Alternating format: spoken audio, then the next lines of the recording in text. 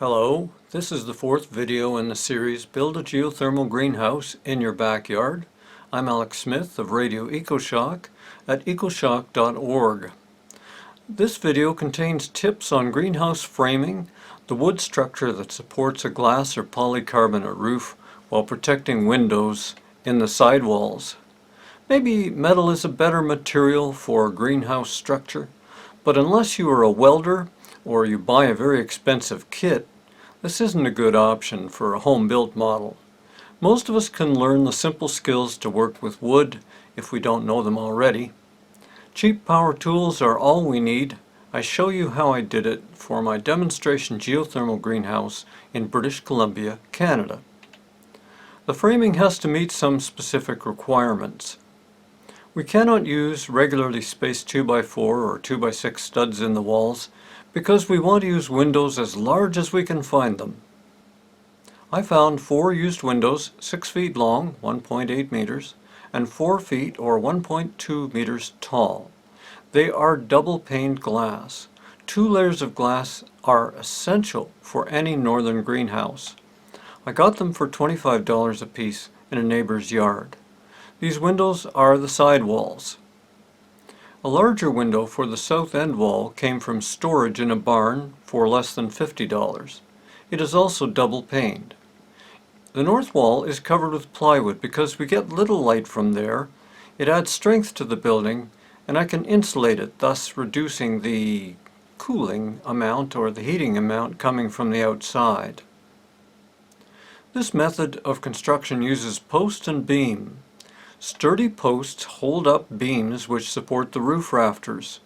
We make the posts out of common 2x6 lumber 8 feet long, that is 2.4 meters long.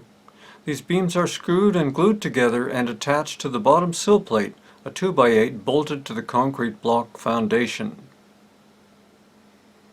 Remember, these walls are only about 5 feet off the ground because our building is sunk 3 feet into the earth. This saves a bit on lumber and makes everything easy to assemble without using ladders. Be prepared to pause this video as you go along, as the photos next come up pretty fast. Stop and look as needed. This is what the complete frame looks like. The posts are extra strong because they must support 6 feet of roof between each post. The beams are triple wood because they cannot be allowed to sag. If the roof weight causes a beam to sag, it will push down on a large glass window, and that could break it. There could be up to 6 feet or more of snow or ice on that roof if no one is around to clean it off, or if you're not well for a bit or you sell to somebody else. This building is made to last. When I first bolted some pressure-treated 2x8s to the concrete blocks as sill plates, they twisted badly during some hot weather. This convinced me I needed to prepare my posts and beams first so they could be installed in a day to keep weight on the sills. That prevents them from warping out of shape. So I assembled all my posts and beams in our carport. They then installed quickly on the day. It was easy to make the posts all the right height, but I worried about how to get my homemade roof trusses all exactly the same, including with the same angles. So I made a rough jig or pattern on a piece of plywood, as you will see in the videos and in the photos which follow. Every truss fit perfectly. If you are dealing with building inspectors, you may need to get your truss design approved by an architect or engineer. When you buy trusses commercially, they come stamped with those approvals, here in Canada at least. Check that out. But the design I use is not just strongly built, they're overbuilt for any snow load. If kept dry, these should last for many decades. The location of the posts will depend on the windows you acquire. Some may be spaced closer to hold smaller windows. I know for sure from my own greenhouse that this design will easily span 6 feet or 1.8 meters of space. They've lasted for years with no problems. Similarly, I placed my roof trusses so that there was a join wherever my roof glass plates would meet. You would do the same for plastic polycarbonate roof panels. We place 1x4 boards on top of the roof truss to make enough room to support that join, or to support the glass in between. We are going to use the English greenhouse method to attach the glass. You can look that up. I show the details of how to make a weather-tight glass roof that sheds the ice in the next videos. There are two side beams 16 feet or 4.8 meters long, a standard size from the lumber yard. I had 5 16-foot long planks delivered to my property.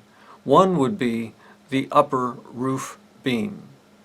The long lengths cost more, so I combined those with standard 8-foot or 2.4 meter planks to save money. Here you can see those long planks ready for one of the side beams laid out in our carport. They have deck glue on them.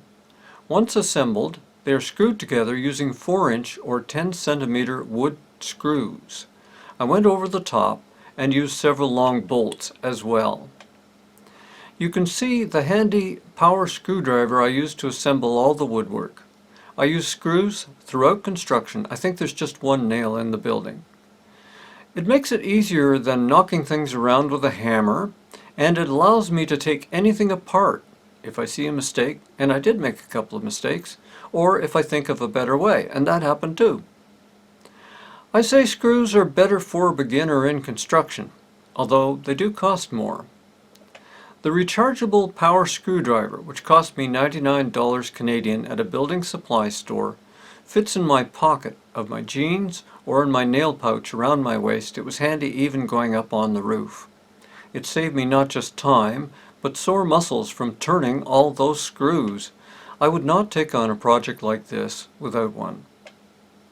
I also use quite a few metal brackets, mostly L-shaped corner brackets. These make it easy to set up and attach each wall beam. You will see that in the video. These metal brackets have two more bonus features. They help make sure your corners are 90 degrees. They make the building much stronger with less tendency to move, and that's important for glass structures. This is what the roof trusses look like from inside the greenhouse before the glass or polycarbonate goes on. This photo shows my simple jig for making a roof truss. Then we see a roof truss under construction. Here is a stack of them ready to go. Now you see a couple of close-ups of the trusses attached to a side beam. Finally, we see a couple of plywood panels on the north end wall. These really stabilized the building so I could work on the roof confidently. Let's go to the videos now.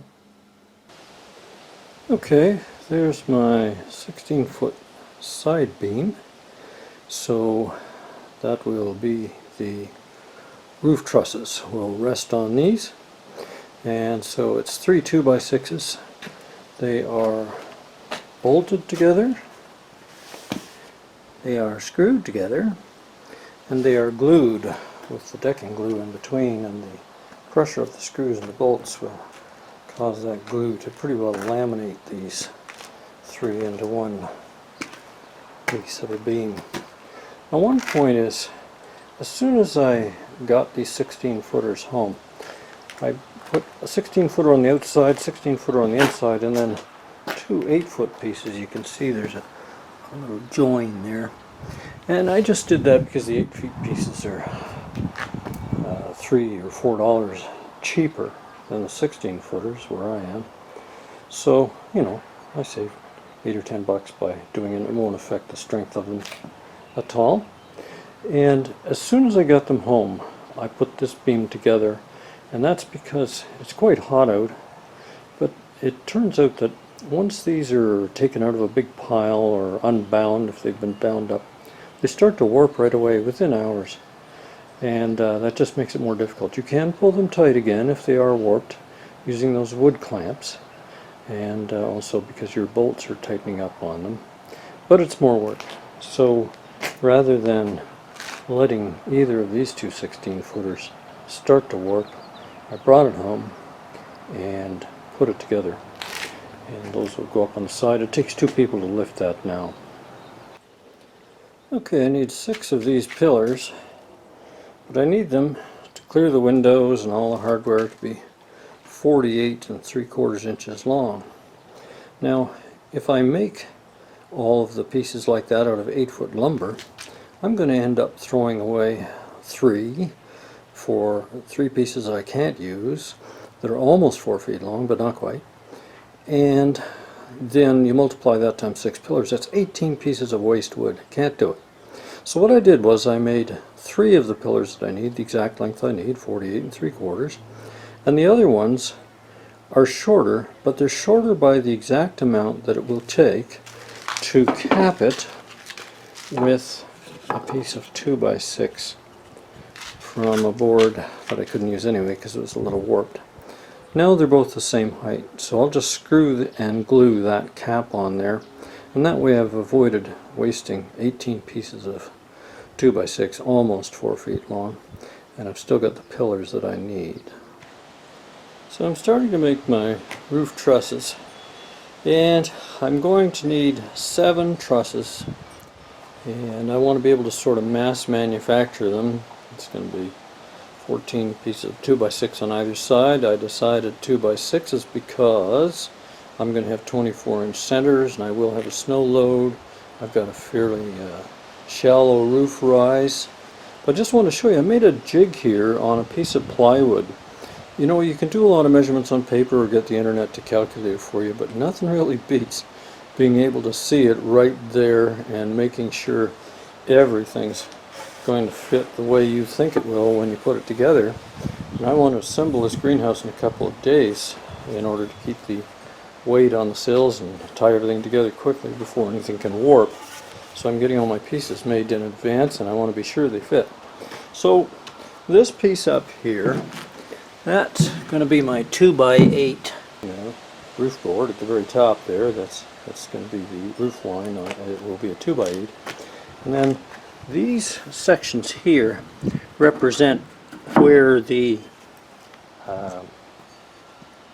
beam, that's how it's going to rest on the side beam. So there's 7 feet between the side beams. That's the distance, the width of my little greenhouse.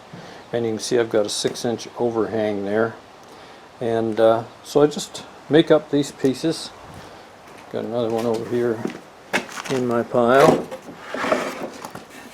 Get that out.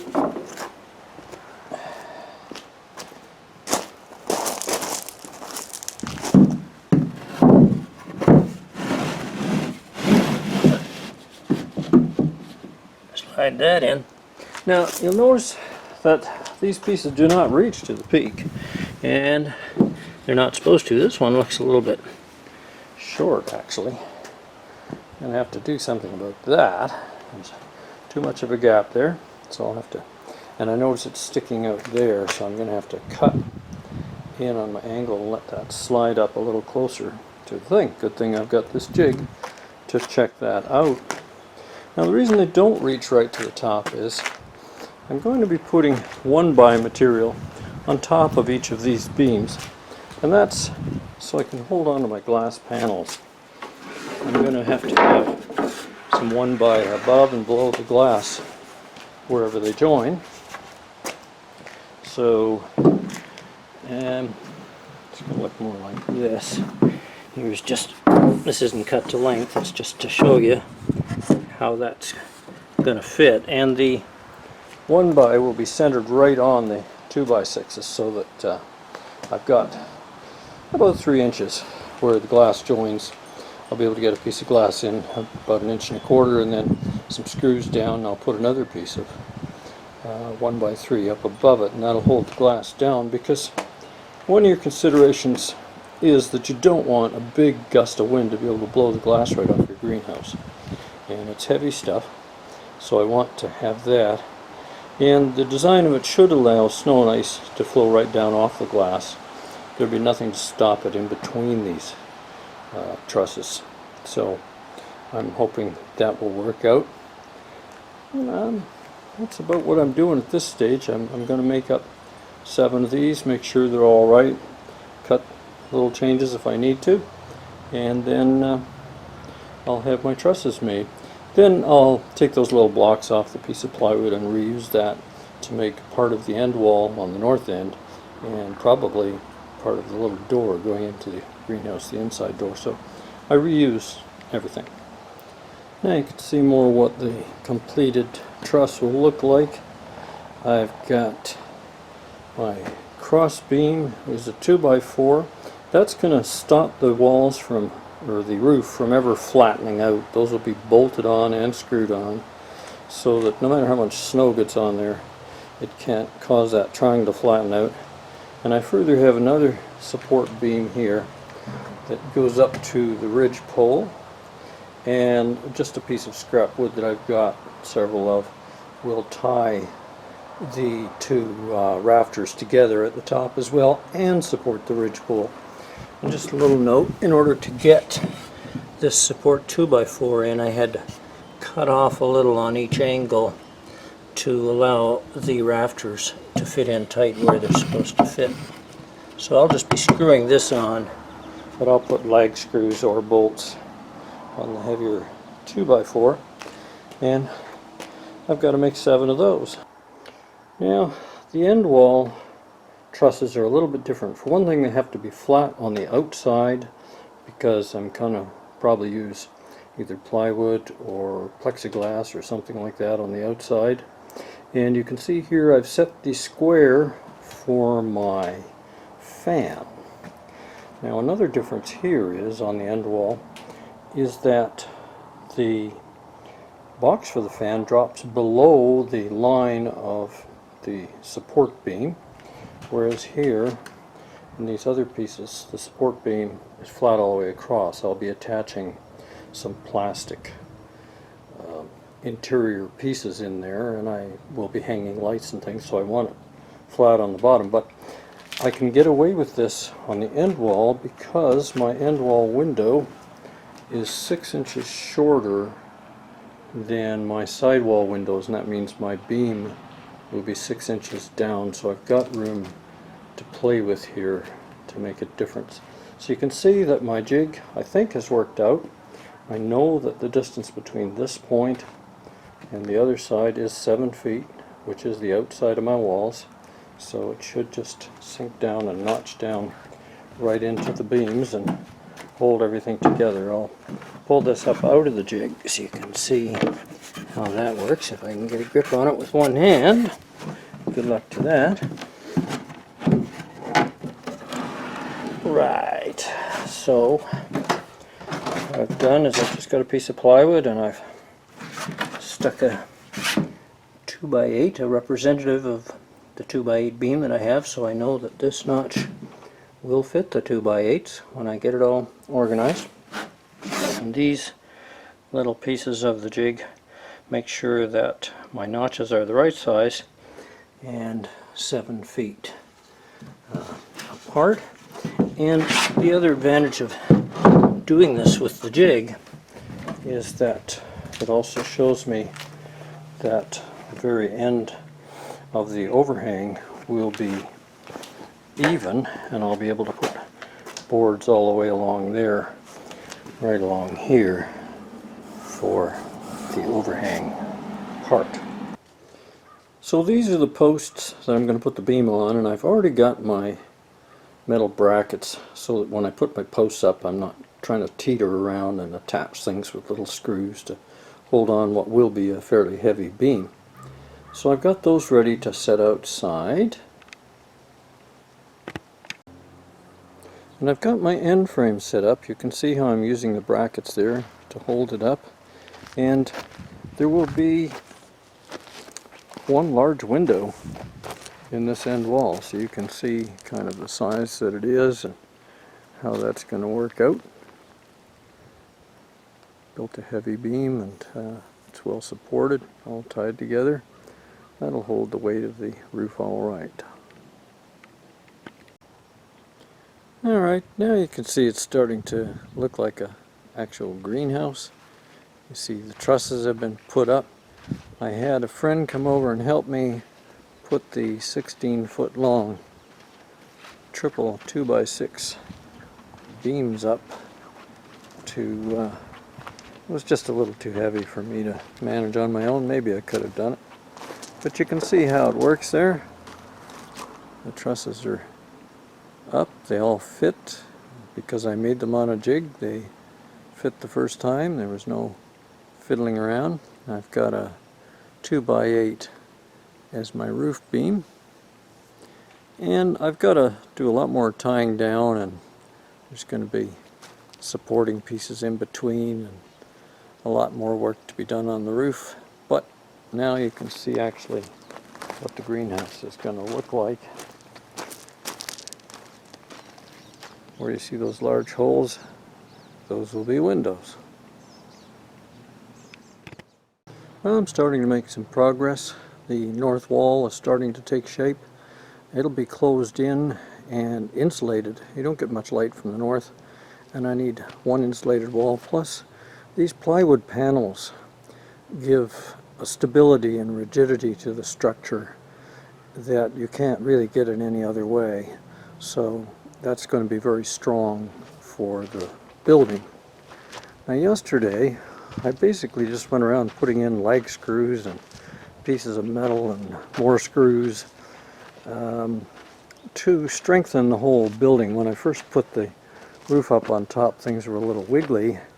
Now they're not. I don't know if you can see, but up in the top there is a lag screw coming down into the ridge pole from each of the trusses, and then there's another lag screw that drops down right here into the side beams. So there's one at the top and one at the bottom, and plus there are various other screws going in on an angle. Those are like 3-inch long screws there.